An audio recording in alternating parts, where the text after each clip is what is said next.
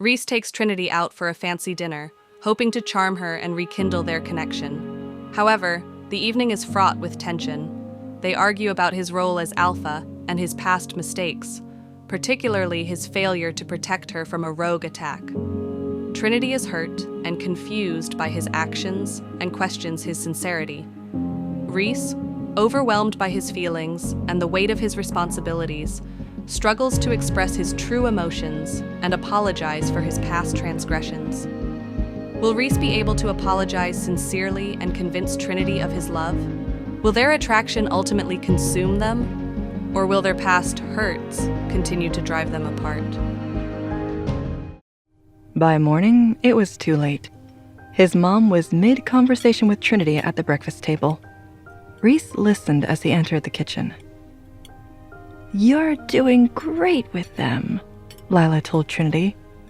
"We used to have a Phi who did most of the caretaking."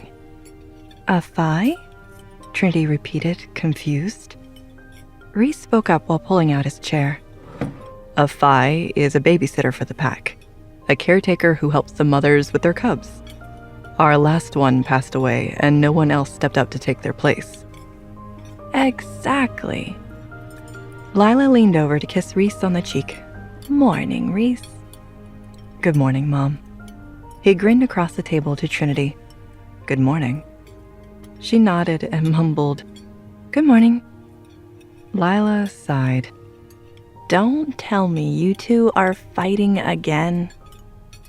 "We're not," Reece said. "She's just... I don't know what she is." "I'm fine," Trinity insisted.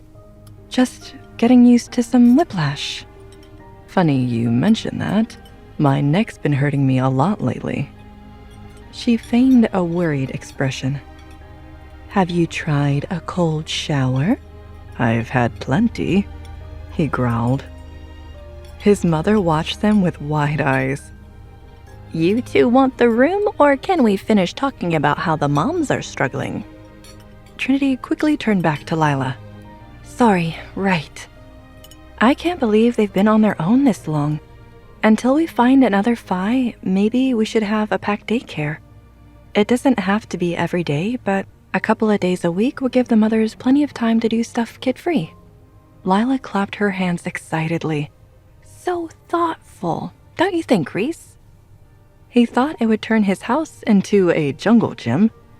Trinity would volunteer one of their great halls in no time.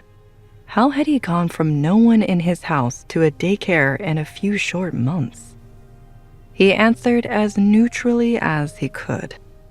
"I think it would be a very popular idea among the pack women." Trinity's face fell. "So you don't like the idea?" "I never said that," he backpedaled. "It's necessary, especially if the mothers are struggling." Lila clicked her tongue at him. "Then you should have said you liked it the first time." "It doesn't matter if I like it. The Luna looks after the women and children, and I never said it was a bad idea." He didn't understand why he was getting reprimanded for a non-answer. Lila told him, "But you didn't say it was a good idea either. People can't read your mind, Reece." "Here, here," Trinity said. She hoisted her orange juice in the air for a toast. It felt mortifying to explain himself to Trinity. She acted as if everything he did was an act. Reece tried again. "It's not just a physical thing. I can prove it. Tomorrow on New Year's Eve, I'll be a good boy and keep my hands to myself the whole night." For a moment, she considered it. He watched a thought flash across her face, but she stuffed it down. "I'm fine with anything. Now, if you'll excuse me, I want to practice my new violin." She finished her orange juice and left him behind. He had to remind himself to be grateful. She was giving him another chance. He wouldn't let it go to waste. Reece knocked at 9 o'clock sharp the next night. Trinity opened the door all ready to go. Trinity smiled sweetly at him. He led the way over to the library. Trinity looked confused as he opened the door. He knew how much she loved the library. so he'd made it even more romantic. A candlelit table for two, far away from the books, with a roaring fire as well. The pièce de résistance was a takeout on the table. Trinity could smell it before Reece could even bring it up. Lucky Panda's garden? Trinity beamed. Oh, goddess, I haven't had this in months. She rushed to the table. Reece sped up to catch up with her. He managed to pull out her chair, but she wasn't trying to sit.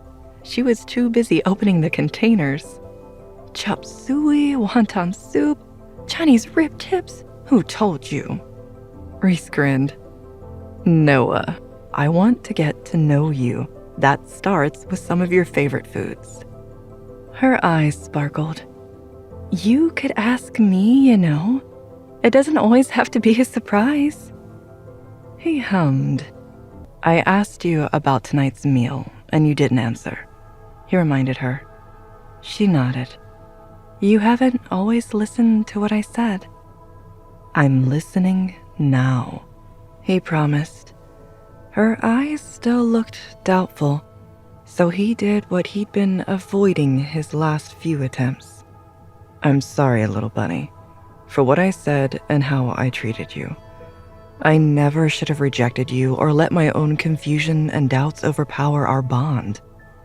That's why I want to start over. I want to do this right.